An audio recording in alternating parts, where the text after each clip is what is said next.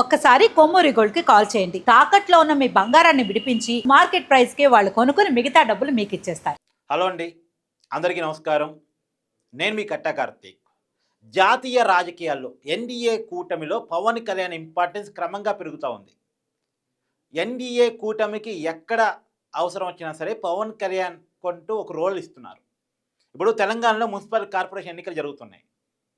బీజేపీకి సపోర్టుగా ఎన్నికల ప్రచారం చేయడం కోసం 7-8 తేదీల్లో పవన్ కళ్యాణ్ గారు జనసేన అధినేతగా ఎన్డీఏ కూటమిలో కీలక భాగస్వామిగా బీజేపీకి అనుకూలంగా ప్రచారం నిర్వహించబోతూ ఉన్నారు. తర్వాత తమిళనాడు ఎలక్షన్స్లో కూడా పవన్ కళ్యాణ్ సర్వీసెస్ వాడుకోవాలని ఇప్పటికే బీజేపీ పెద్దలు ప్లాన్ సిద్ధం చేసినట్టు కూడా తెలుస్తూ ఉంది. అసలు ప్రచారం జరుగుతోంది తమిళనాడు ఎలక్షన్ ఇన్ఛార్జిగా పవన్ కళ్యాణ్ నియమించబోతున్నారని. తమిళనాడు ఎలక్షన్ ఇన్ఛార్జిగా తమిళనాడు ఎలక్షన్స్ని బీజేపీ చాలా సీరియస్గా తీసుకుంది. అక్కడ డిఎంకే అనేది ఇండియా కూటమికి అంటే డిఎంకే ఇండియా కూటమిలో కీలక భాగస్వామి. ఇండియా కూటమికి తమిళనాడు ఒక కంచుకోటగా ఉంది. ఎక్కువ ఎంపీ స్థానాలు ఇండియా కూటమికి అక్కడి నుంచే వస్తున్నాయి. కాంగ్రెస్తో కలిసి డిఎంకే పొత్తులో ఉంది. కాబట్టి డిఎంకేని ఎట్టి పరిస్థితుల్లో అధికారం నుంచి దించాలి అంటే బీజేపీకి ఏమో గ్రౌండ్ సరిగా లేదు. అక్కడ తమిళనాడు రాజకీయాలు చాలా డిఫరెంట్గా ఉంటాయి. లోకల్ పాలిటిక్స్, ద్రవిడ పాలిటిక్స్, హిందీ వ్యతిరేక పాలిటిక్స్, నార్త్ వ్యతిరేక పాలిటిక్స్. సో తమిళనాడు రాజకీయాలు చాలా డిఫరెంట్గా ఉంటాయి. బీజేపీకి అంత స్కోప్ ఉండదు అనుకున్నంతగా. హిందుత్వ భావజాలాన్ని మిగతా చోట్ల తీసుకెళ్ళినట్టుగా తమిళనాడు రాజకీయాలు తీసుకెళ్ళడానికి అంత ఈజీ కాదు. అదిగాక మళ్ళా ప్రభుత్వ వ్యతిరేక ఓటుని తీర్చడానికి విజయ్ మళ్ళా అతను ఒక పార్టీ పెట్టుకొని రెడీగా ఉన్నాడు. అతనికి 13-14% ఓట్ బ్యాంక్ ఉంటుంది. అదంతా కూడా ప్రభుత్వ వ్యతిరేక ఓట్ బ్యాంకు, డిఎంకే వ్యతిరేక ఓట్ బ్యాంకు. అంటే ప్రభుత్వ వ్యతిరేక ఓట్ బ్యాంకు అన్నా డిఎంకే బీజేపీ కాకుండా మరొక పార్టీకి కూడా వెళ్ళే అవకాశం ఉంటుంది. మరి అది అన్నాడీఎంకే బీజేపీ కూటమికి దెబ్బ. విజయ్ని కలుపుకుందాం, పొత్తు పెట్టుకుందాం అని చాలా ట్రై చేశారు, కానీ విజయ్ రావట్లే. నయానో భయానో రప్పించుకుందాం అని చూశారు, కానీ విజయ్ అంటాడు సైద్ధాంతికంగా మీరు నేను వేరు అంటాడు, మీకు నాకు పడదంటాడు. సో విజయ్ రావట్లే. తమిళనాడు అంత ఈజీగా లేదు. ప్రభుత్వ వ్యతిరేక ఓటు చీలే అవకాశం ఉంది.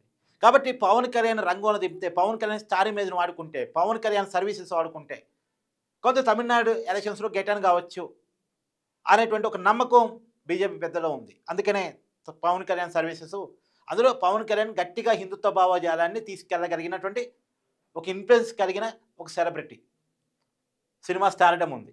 అందులో హిందుత్వ ఎజెండాని, సనాతన ధర్మ ఎజెండాని పవన్ కళ్యాణ్ నెత్తిన పెట్టుకున్నారు. బీజేపీకి కావాల్సిన అదే కదా.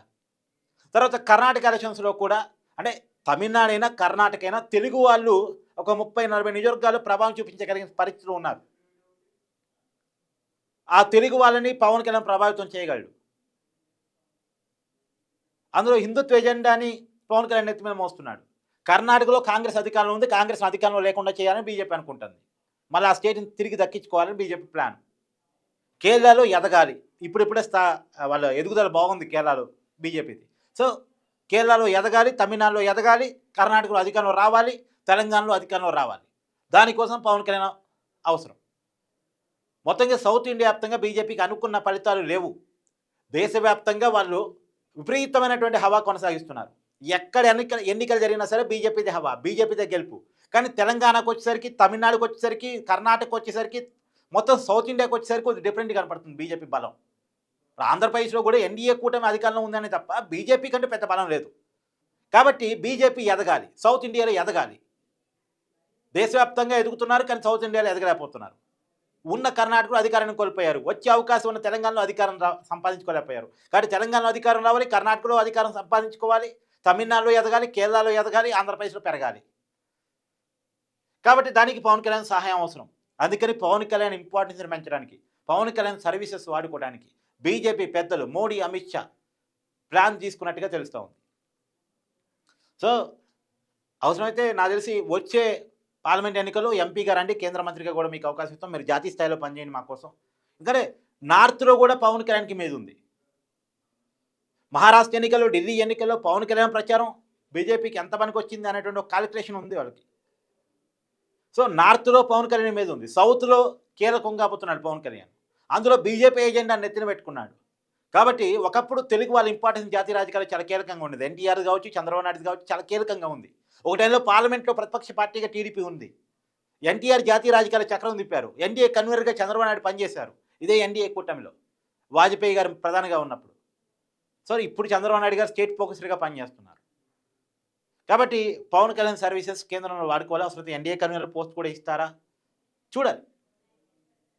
ఏది ఏమైనా పవన్ కళ్యాణ్కి ఈ పదవి ఇస్తారు, ఆ పదవి ఇస్తారు అనేటువంటి స్పెక్యులేషన్స్ నేను చేయను. కానీ ఉన్నాయి, ప్రచారాలు చాలా ఉన్నాయి. వచ్చే పార్లమెంట్ ఎన్నికల్లో ఎంపీగా పోటీ చేసి కేంద్ర మంత్రి ఇస్తారు, ఎన్డీఏ కన్వీనర్ ఇస్తారు.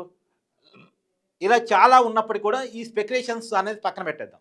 కానీ ఇంపార్టెన్స్ అయితే పెరగబోతుంది. పవన్ కళ్యాణ్ ఇంపార్టెన్స్, పవన్ కళ్యాణ్ రోలు జాతీయ రాజకీయాల్లో ఎన్డీఏ కూటమిలో కీలకం కాబోతూ ఉంది. ఎస్, మీ అభిప్రాయాన్ని కూడా కామెంట్ రూపంలో తెలియజేయండి. Thank you.